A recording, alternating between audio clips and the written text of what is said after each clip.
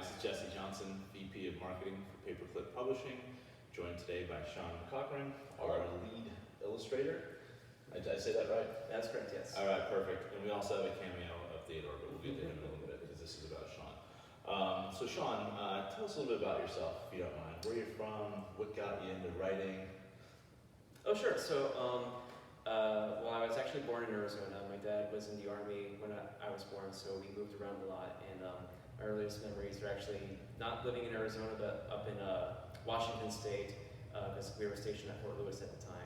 And then he got transferred to Fort Bragg, North Carolina. That's where I spent the majority of my childhood.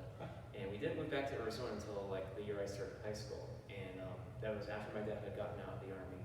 And he actually got a job with the National Park Service. So we were living up at the Grand Canyon. Oh, nice. And when I was going to school there, that's really when I started doing art, like seriously. So I think I had a little bit of, like a very small bit of natural talent that I just, worked on. And that time is when I was like, oh yeah, I could possibly do this for a living. So, so much I wish I could tell myself back then. But, but I went to school. First I was a graphic design major, and I went to school in Phoenix. So I was a graphic design major, then I switched and got my degree in fine art. And my first project, first big art project out of school was doing some kids books for the Sanford Harmony program, which are still in production. It's the Z Kids Club books. Okay.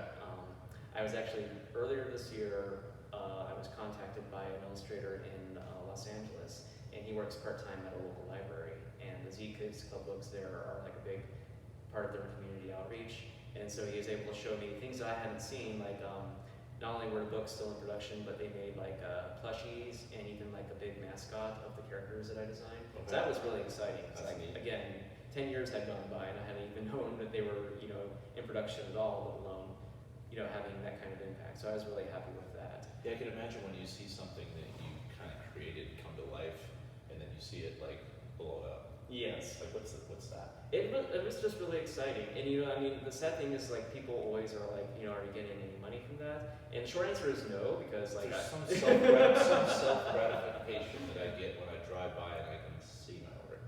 That's really kind of it, is like the cliche of course is like, find a career that you would do for free. And that's basically what I'm doing. So yeah, like I did get paid initially. I'm just, they own the rights to the characters, so don't worry, I got compensated. But no, it is really exciting to see that something I made is having an impact. Because these are educational books for children that teach like empathy and cooperation, and I think that's really, really wonderful that I got to work on a project like that. That's awesome. That's awesome, and I agree. That's definitely something we need our kids to understand. Mm-hmm. So I guess what brought you into looking into paperclip? Oh sure. Well, I was working. So I live in Tucson, Arizona, and up until the pandemic hit, I was working at the Museum of Contemporary Art there, and I really enjoyed that job. It was related to art. I got to meet a lot of really cool artists from around the world, and everyone I worked with there was just really insanely good at what they did. But my job there was visitor services, and when we closed, we had no more visitors. So I was looking for, just additional work. And I had been looking for a while when I've applied to a few art-related jobs. I think in Avondale, Disney was looking for some people for a while. I applied for that. I just got the rejection letter from them. But yeah, I saw Paperclip, and I was like, oh, that sounds right up my alley. Because I've done book illustration, like I mentioned, the Sanford Harmony program. I've also done work for Anderson Publishing, which is located in Kansas. And I've done a few one-off jobs for other publishers and independent groups. So I applied, and I was really, really pleased that you guys contacted me. Absolutely, and then we I believe Brooke sent you a photo of this little guy here. Yes, indeed. And then we were very impressed with the creativity that you were able to come up with, and I guess we just want to show that real quick. Yeah. So I mostly work with pen and ink and marker, and here we are. Let me know if I need to move it closer. Tell me It's okay. So I work with pen and ink and marker, but I also, holding on the tablet here, I do digital art as well. That was originally a black and white marker drawing, and I added color digitally. And I've done a few different kind of animal astronaut illustrations. Let me pull them Well, up because here. I know Theodore the Great is going to be one of our flagship, children's series. Mhm. So we were looking, or I guess not, we were, when Brooke and Stacy were looking for, this is kind of the centerpiece. I believe Brooke already has the first one done, and eager to kind of keep getting the momentum going.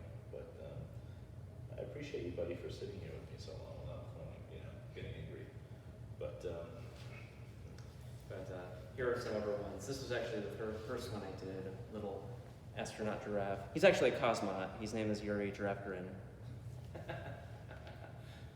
no, you're definitely talented, Shaun. Oh, thank you.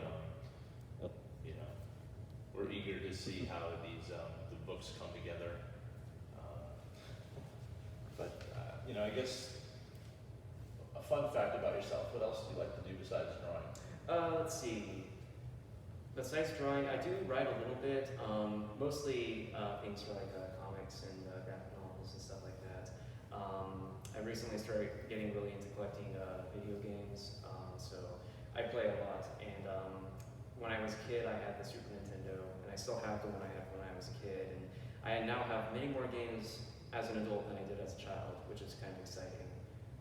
Interesting. So what are you targeting? Like, what do you try to go after? Like old NES stuff? The one after that. So NES was the 8-bit, and then they did the Super Nintendo, which is the generation after that. And I'm not trying to collect all of them, just the ones that I really want. So I think some interesting ones I've gotten. I modified the Game Genie so I could play the Japanese cards on the American system. Nice. And I have a reproduction cartridge of a game called Terranigma, which never got an official release in the US. So this was a fan translation that they then created a card for, and I purchased. Yeah, it's unique. It's like you almost get like the nostalgia factor with like a duck hunt. It's like, oh, that game was so awesome. Oh, for sure. Then you play it now, and you're like, Well, I don't know. I mean, it is fun, but you still shoot the dog, right? Oh, yes. Overall, you sit there and it's like, wow, it's a lot different, but kind of takes you back for sure. It takes you back, and I think a lot of the games I can appreciate more as an adult.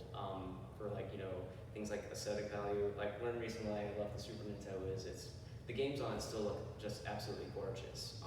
The pixel art and everything that was done for those games is just phenomenal. I do a little bit of pixel art myself. Okay. And the games themselves can be really challenging even as an adult. There's definitely a few throw your controller moments when you play those games. So as far as some of these like graphic novels or anything else, are you going to consider like potentially publishing those? Oh, absolutely, yeah. Okay. What are those about, real quick, and then?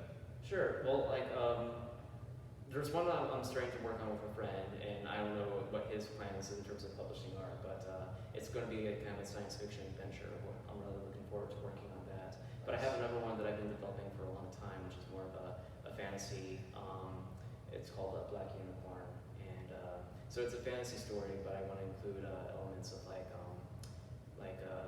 things that are important to me about class equality and things like that. That'll be fun. That'll be exciting.